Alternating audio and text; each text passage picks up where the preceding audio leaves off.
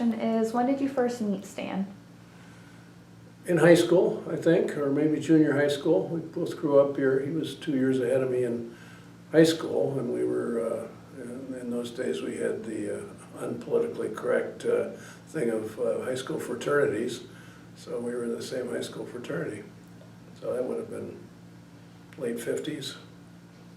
Can you tell me a little bit about Stan's time in high school? Well, he was a real serious student. He was a debate, a member of the debate team, and a champion debater. He debated all over Western New York, I guess, and he played basketball, and he was a lot of fun when he wasn't serious about debating, or he was serious about his grades because he wanted to go to a good school, which he did, and went to Duke, and so he was good. He was 2 years ahead of me, so our overlap was brief and more social than anything. In college, he went to Duke, as I said, and I went to Michigan, and we would see each other on the breaks here, and as most college kids did in those days, the drinking age was 18, so we'd meet at one of our favorite local watering holes called Mike and Sam's in the Christmas break or Easter break, and catch up, and then in the summers be around here. He called me, and I think it must have been his senior year at Duke and my sophomore year at Michigan, and they had the rare football meeting, and he asked if I could find a place for him to stay. Well, I belonged to a fraternity there, and I said, sure, come on up, I'll get a bed for you. And he was going to bring his friend, our co-friend, who was from Jamestown, Bruce Hagedorn, with him. And so I got those guys in bed, and of course they stayed up a couple of days. Went to the Michigan game, had a funny experience, because his mother was a real worrywart. She was just always worried about her Stan and all this stuff. So he didn't tell his mother anything about this trip. He goes to the Michigan football game, and it's the big house, biggest in those days, the biggest stadium. I think it still is probably the biggest college stadium in the country. Probably seated about 80,000, but there probably wouldn't have been more than 50 or 60,000 there in those days, because Michigan wasn't any good, neither was Duke. But he goes to the game, stays with me, and goes to the game, walks out of the stadium with his then girlfriend, and Bruce's girlfriend, who went to Michigan, was a friend of mine from here as well, and walks right into his mom and dad. He had no idea that they were going to be there, and they certainly had no idea that he's there, 700 miles away from where she thinks he's safely ensconced in his residence in Durham, North Carolina.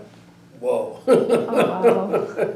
He's always told that story, and so that's just one of those examples that you can't get away with anything in this country.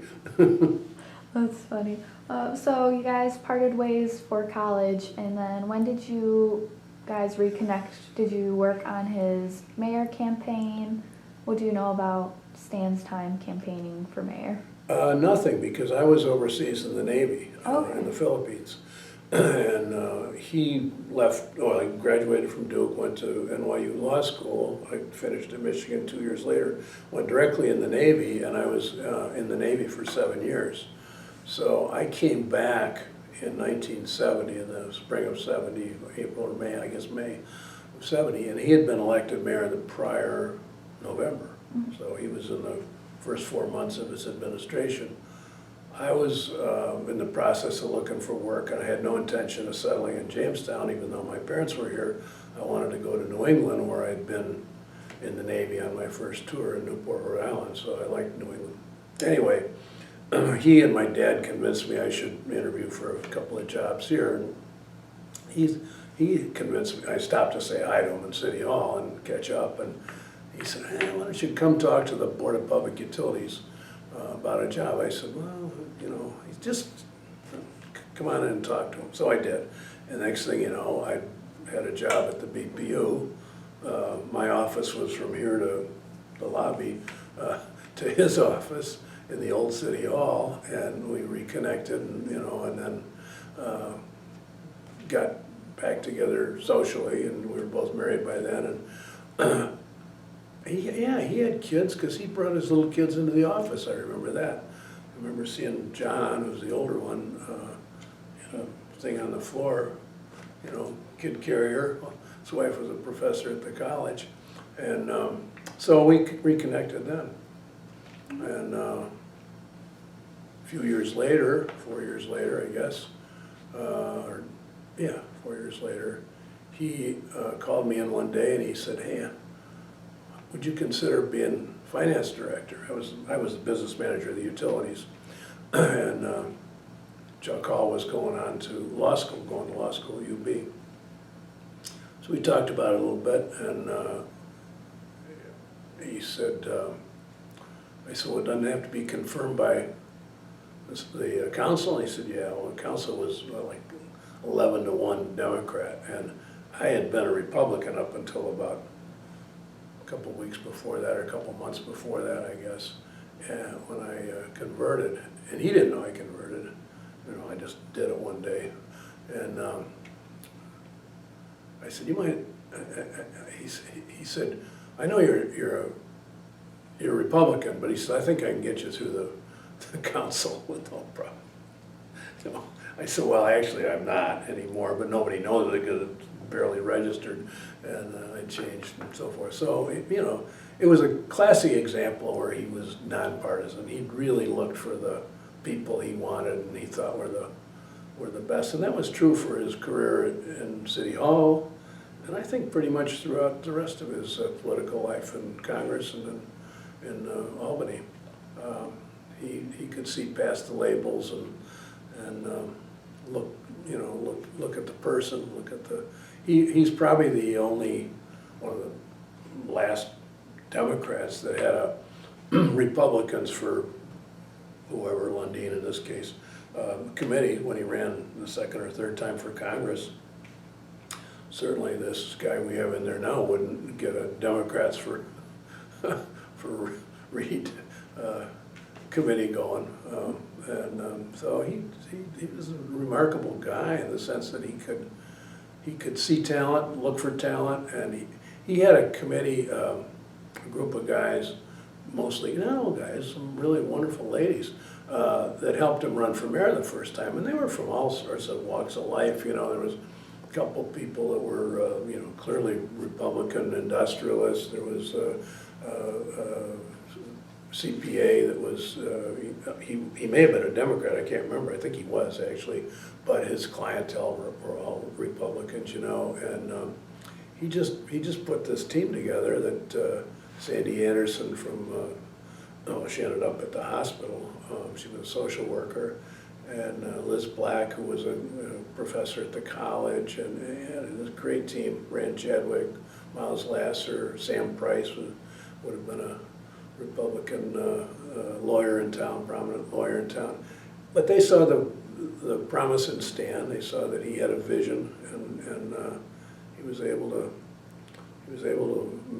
put together a team that got him in, and then he was a slam dunk the next, I don't know, 2 or 3, I guess. I don't know how many times he was elected, maybe 3 times or 4 times mayor, and then on to Congress, and I think 4 or 5 times there before he went to the Albany. What do you think his greatest accomplishment as mayor was? Well, I think the Labor Management Committee, probably. He was an interesting guy because his dad was an industrialist, owned a company, a manufacturing company here in town. Was part of the country club set. His uncle was a union boss of the plumbers union, and Stan had a real affinity for labor, even though he came from a background that may not have been as labor friendly in the house as you would think. So he was able to attract the trust of the labor unions, the head guys in the labor union, and was able to put this, and he could talk to the managers, the people that ran these plants, and was able to put together this labor management committee. Jamestown was famous for terrible labor relations. They had strikes back in the 40s and 50s that would go on for months and months and months. Blackstone, Art Metal, in fact, everybody says Art Metal left town because of the labor union. But Stan had the ability to see past that and say, look, we got a common cause where, you want to make a living, the owners want to make money, and we got to figure out how to do this together. And so he was able to bring them together, and then he brought in some experts from, I think, Cornell School of Industrial and Labor Relations, and created this labor management committee that went on for years after he went to Congress, and actually became a model for other places in the country that adopted the same model. So I would say that was his best thing. I mean, some of the downtown development that's, of course, now come and gone 40, 50 years later, was ahead of its time. Some of it probably wasn't the greatest idea, and a lot of it was. But the labor management thing was probably the hallmark. But he wasn't afraid to take on the unions. I mean, I remember one time his finance director, me, made a very impolitic comment during a budget work session with the city council to the effect that the public employee had become a very expensive animal. And it was because the pension costs were just outrageous, and they changed from year to year, but in those days it was like 38% for police and fire and 20% for the other civil service employees. So my comment was that the public employee, the reason the budget is hard to control is because it was the cost of personnel. Mm-hmm. Well, of course, that was the quote that led the story on the budget session in the Post-Journal, and the headline was, Johnson says, 5 labor unions called him the next Monday and said, wanted my head. Gotta get rid of that guy, he called us animals and stuff like that. And Stan says, get a grip. Get a damn grip, You are expensive, and we're all animals. Hang up the phone and get on with your work, And so he'd stand up to these guys and tell them where to put it if he needed to or wanted to. Just takes that one little line to get blown out of proportion. Oh yeah. Like, years later, who the hell was it? One of the director of development years later had a little scroll made and calligraphy. My quote, public employee. It was a little thing that he presented to me one Christmas. I remember going through the lobby and on the right hand side of the lobby were these like teller's windows where you paid your utility bills and whatnot, and the first couple of days after that, these people would be standing at the window going, meow, meow, woof, woof, what kind of an animal am I? Oh boy. I said, look, my dad worked for the city for 20-some years. My mom worked for the city for 10 or 15 years, I guess. That's where they met. And I've worked for the city. We're all animals, It's not a disparaging term. It's a statement of fact. What can you tell me about New City Hall? How they rebuilt or took over the construction of City Hall, and then they moved from Old City Hall to New City Hall? Oh yeah, I was there from the move. When I started at the BPU, the Board of Public Utilities, I was in the Old City Hall in this big drafty boardroom. My desk was the end of the board table, and on board meetings I had to clear it all off and go away somewhere, hide. But the wind would whip through there, the snow would come in the wintertime. And then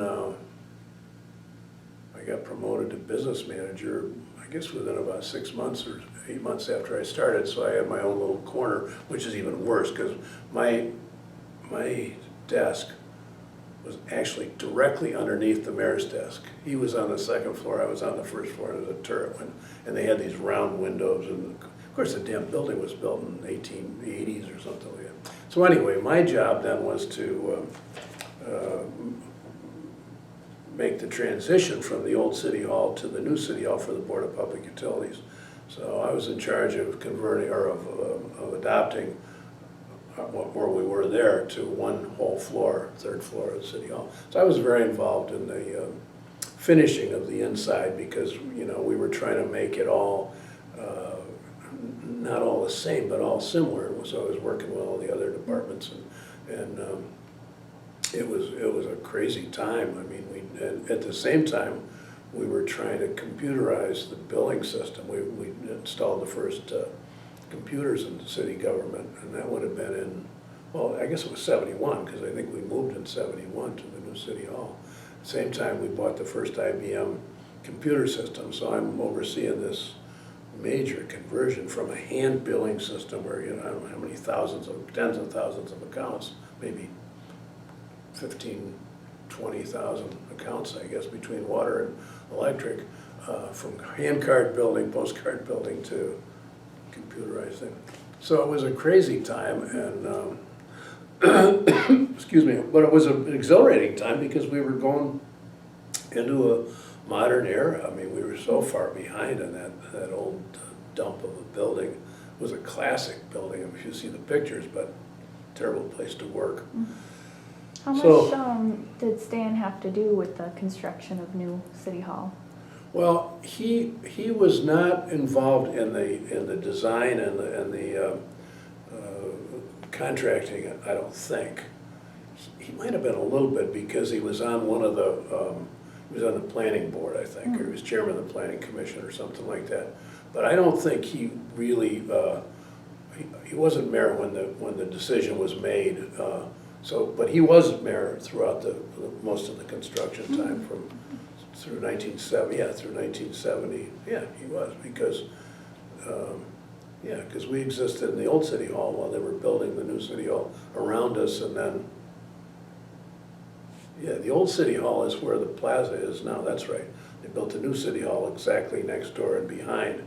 So, yeah, so he was the mayor and oversaw, you know, almost all the construction. It probably started just about the time he became mayor.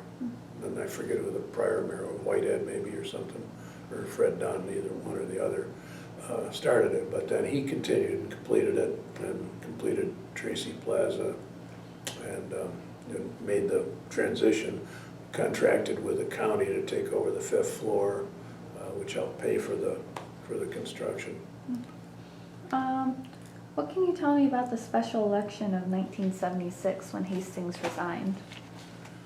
Well, that was a real surprise. I mean, here's this guy who's been in the Congress for 3 or 4 or 5 terms, and all of a sudden he's accused of taking payments on back pocket and kickbacks from employees and stuff like that. So Stan called. Well, it was announced in the paper, and then Stan called a few of us in a couple days later and says, "What do you think about me running for that position?" I said, "You're nuts." I said, "It's been a Republican district for forever, since almost the Civil War, I think." And I said, "I don't think you'd have a prayer. You got a good job here. You've only been doing this for 4 or 5 years, 6 years." Well, that was typical of my advice. He didn't take it, and put together a group of us, and I helped with that to some extent, quite a bit actually. And brought in some people from the Democratic National Committee, including Sarah, who later became his wife quite a few years later, and this young team out of Washington. And we had more fun. I mean, they were just full of beans and energy, and they covered the district. And it was, I think, a really short period of time, like maybe a month or two before the election. So he was back and forth to Corning and Elmira and here and up and down, and the rest of us were on the phones and doing stuff like that after work and in the evenings and weekends and whatnot. And it was amazing. I mean, it was a surprise. I don't remember who he ran against that time, but it was a close one. But then over the years, he had at least 4 more elections, I guess, maybe 5. Because it was would have been a short 76. Yeah, I think it was a short. He only had a few months and had to start And then he had to do it again in the fall, yeah. By that time, we had a team that knew what they were doing. He had some a good chairperson. I don't know if it was Jeff Fowlsby might have been the chair the following time. don't remember who the chair was the first time. Anyway, off and running.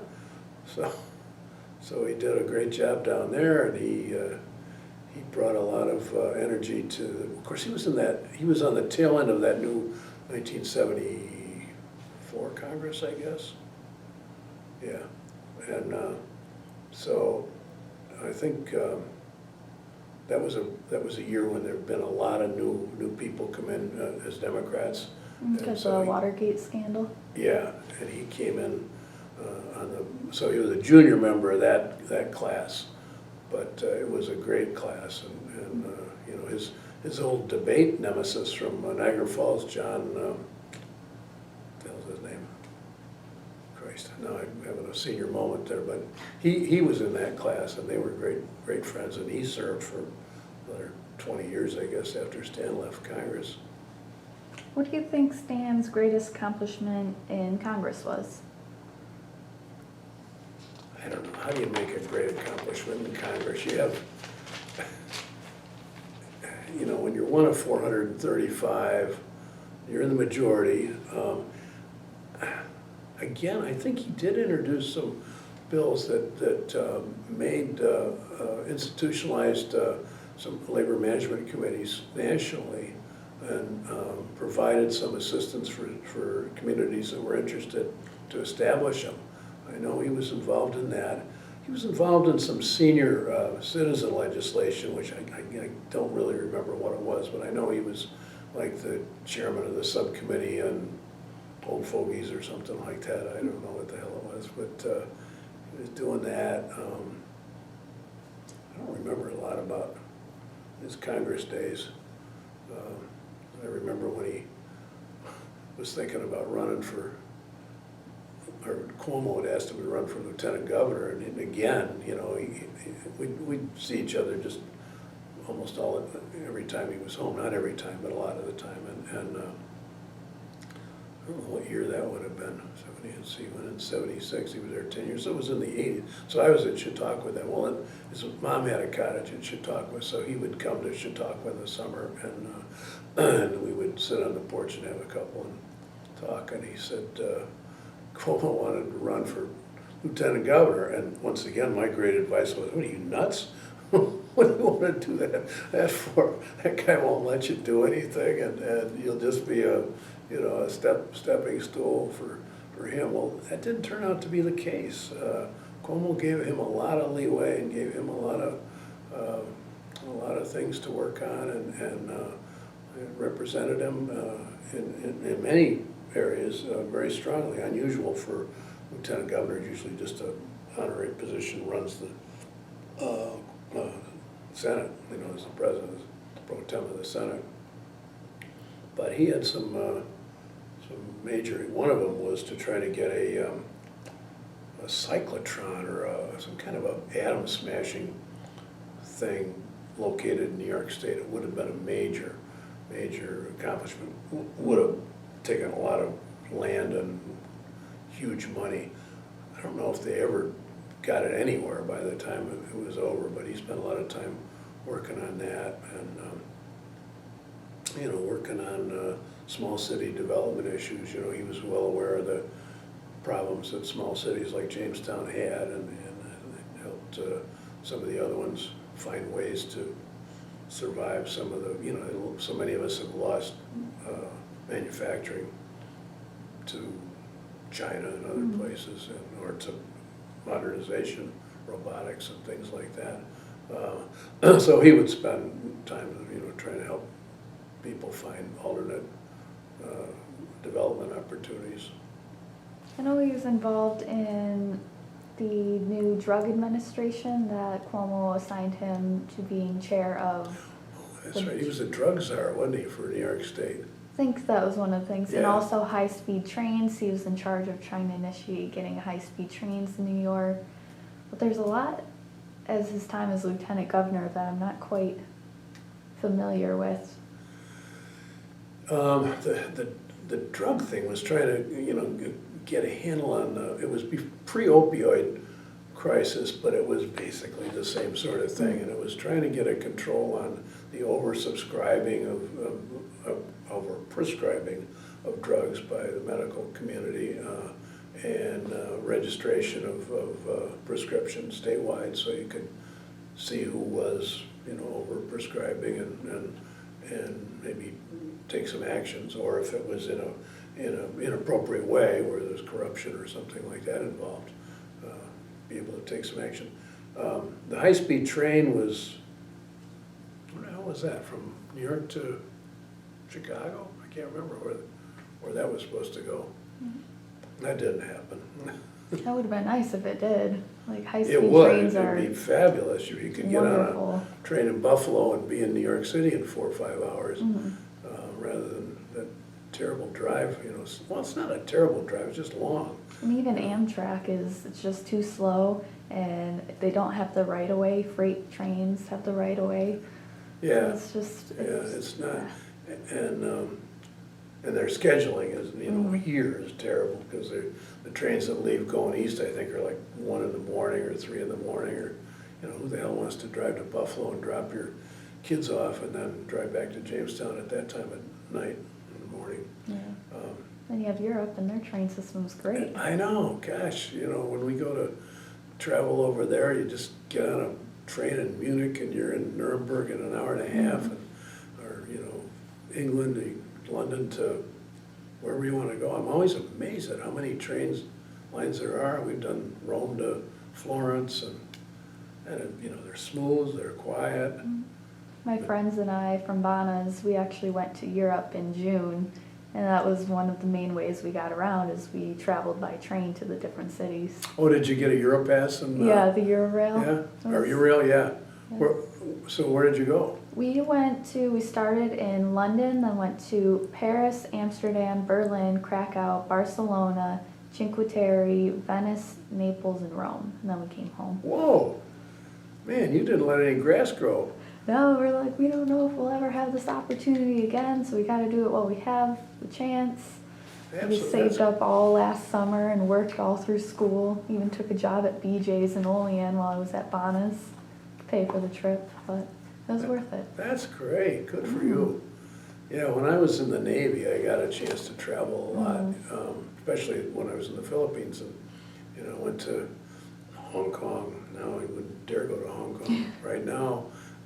Went to India, Nepal, Kashmir, traveled a lot through the Philippines themselves, went to Japan a couple of times. You could thumb a ride on a military aircraft, and if it wasn't full, you paid for the bagged lunch or bagged dinner that they served on the thing. I think it cost me $1.05 to go from the Philippines to New Delhi. Wow. $1.05 each way. Wow, that's impressive. That's amazing. That's pretty good. So then, when you're there, you get money to do what you want to do. It's probably like a whole nother cultural experience too, outside of Western culture. Oh, new yeah. foods, new people. Yeah, when I went to New Delhi, I went to the embassy and checked in with the naval attaché, who we were supposed to just let him know we were in the country. And the guy says, "You want to go to Nepal? Kashmir?" And I said, "Yeah, how do you do that?" He says, "Well, the ambassador's going to be gone next week, and we're going to take his plane up to Kashmir for the week if you want to ride along." So got in the ambassador's plane and rode to, now there's another place you don't dare go. I mean, it's been off limits for years, and they just had a big turnover, or India just cut them off. And but I remember being there. One day we were going to go up in the mountains to go trout fishing, and got in this big old Packard car, and we got partway up there, and the road was blocked with these Indian soldiers. There was a lieutenant general that came to the window of the car and introduced himself, and we said we were naval officers from the Philippines and so forth. And he said, "Well, if you can wait about a half an hour, we'll have the road cleared." They had about 10,000 soldiers with shovels shoveling the snow, and it snowed. Yeah. And it snowed about 18 inches at that point. There was no snow where we were down the valley, but we got up to the whatever altitude it was, probably 8,000 or 9,000 feet, and all of a sudden there was all this snow. So they were hand shoveling the road. They didn't have snow plows. And wow. Wow. we waited and we got to where we were going, and of course, the horses we were gonna rent were ponies, and, the snow was this deep, and they, we went about 100 feet in these damn ponies, and they, poor things are almost dead, and we said, what are we doing here? This is crazy. We went back, but yeah, I mean, those kind of experiences. And, All right, well, back to Stan yeah, we got Lundine. off the topic here. If you were to describe Stan Lundine to somebody who had no idea who he was, where would you start? If I was to describe Stan? To somebody who didn't know who Stan was. I'd say this bright young lad came out of a small city in western New York to achieve unexpected success as a small town mayor, as a congressman from a district dominated by the opposing party, and lieutenant governor of the second largest or highest populated state in the country, and came away from all of those experiences with mutual respect from all the sides of the people he met. I've met people over the years that were involved in fairly high levels of government, mainly through Chautauqua, because I was there for 23 years, and they would refer to Stan and say, isn't this Stan Lundine's district, or wasn't this Stan Lundine's district? Yeah. Boy, he's a great colleague in Congress, or a great individual that represented your district, or a great lieutenant governor who'd done so much. And they could be, the other side, his side. It was just remarkable. My son Mark, who's in the Foreign Service, and gets to meet a lot of traveling Congress and senators and stuff in his job. All the time they ask him where he's from, and he says Jamestown, New York, and he said, oh, there was a Congressman Lundine that I knew when I first went into Congress from there. Great guy, and Mark calls me up and he said, tell Stan that Senator Coon said hi, or somebody like that, or Senator Grassley, or, they remember not only who he was, but where he was from, and all that. Obama's guy, Rahm Emanuel, and what the hell was the other guy's name, the political operative that's on television a lot. He had long conversations with my son Mark about Stan, and then they knew he was from here, and how he was such a great member of the legislature when he was down there. Mm. So, local boy makes good is basically what it is. Do you know much about what Stan did after politics in 1994 when Cuomo and Lundine lost the election? Stan came back here. Can you tell me more about what he did coming back to Jamestown? Yeah, he basically started the Chautauqua Health Coalition, or whatever. Well, it was a health coalition to try to create a private member-funded health insurance scheme that would compete with the big boys, but would be include small employers and small manufacturers that couldn't afford to, didn't have enough employees to sign on with the big Aetna and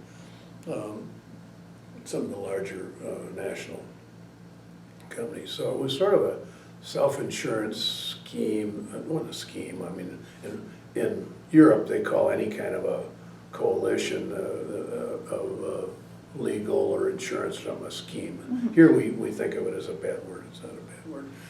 But it was an idea that Stan and some of the docs came up with, and so he headed that up for, gosh, I don't know, 10 years maybe, or more. But he also served on a number of national boards of private companies.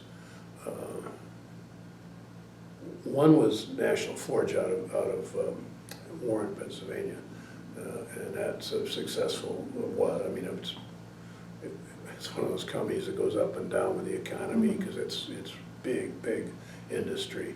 I don't know what they're doing now, but during World War II, they made gun barrels for the warships, and more recently they've made, you know, heavy forged stuff. And he was on that board for a long time and saw it through bad times and good times.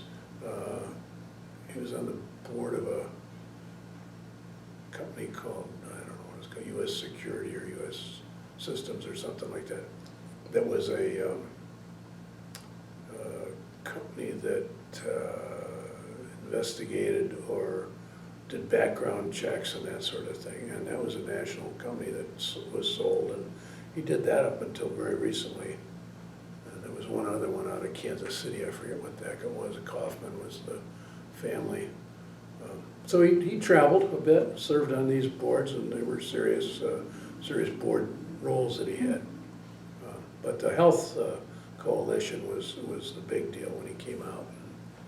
And moved back here. And Sarah worked for a company out of Cleveland, big consulting company out of Cleveland. And she would commute there for 2 or 3 days a week. I guess my last question is, do you think there's anything else I should know or anything you think would be good to put in a video celebrating his career and his life?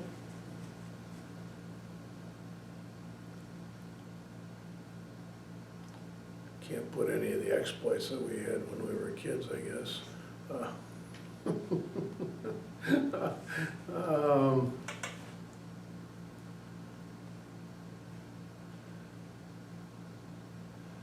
don't know, you know,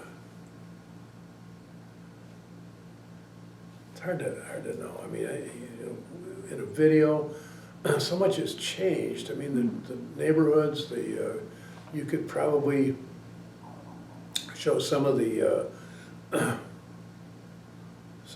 old, there's still some of the old factory buildings down on First Street and down in I think down the Allen Street corridor, and then, you know, some of the more modern structures that have gone up in the Mason Park. I mean, he would have been, well, one of the things I forgot about that he was very involved in, and now that I got to backtrack, was the recruiting of Cummins Engine to Jamestown. I forgot that happened in his time, and he was a major part of the team that sold Jamestown to the Cummins executives from Columbus, Indiana, and convinced them that this would be a good place to open a plant. There was a not so old manufacturing plant out in Blockville, New York, just west of here, Lakewood, west of here. I think 1 million square feet had been abandoned by Art Metal Company when they failed. And it was only maybe 8 or 10 years old, the building itself. So he did a lot of the sales work and convinced this would be a good place for them to recruit engineers and, you know, technicians and people to run the plant, and that we had a really strong labor force. And because we had this labor management committee, you weren't going to come into a hostile environment, you know, immediate unionization and the kinds of things that Cummins had avoided because of their style of management and because of their inclusivity in terms of the way they ran their plants.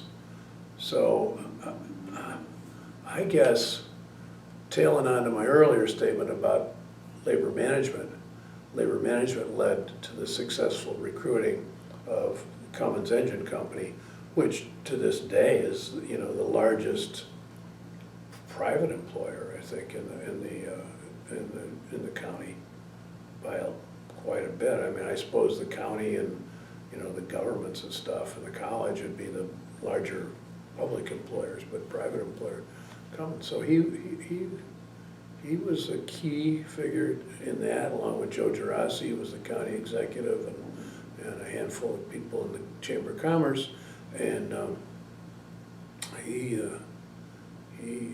needs to get a lot of credit for bringing Cummins here. And I forgot, because it's not directly in the city, it's, you know, 6 or 8 miles west of here. But employs a lot of people from the city. I think it employs about 16 or 1,800 people total, and I bet half of them probably come from the city, or a good third of them anyway. Mm-hmm. And it all, you know, comes back to the city, because it's one big economy.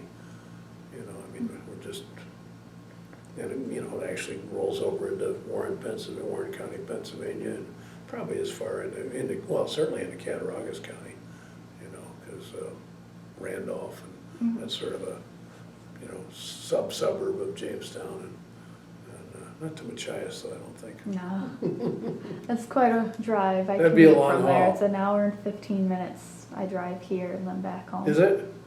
Well, I'm good. that's all the questions I have for you, so I'll let you have enough time to walk over. Okay, well, Okay. thank you.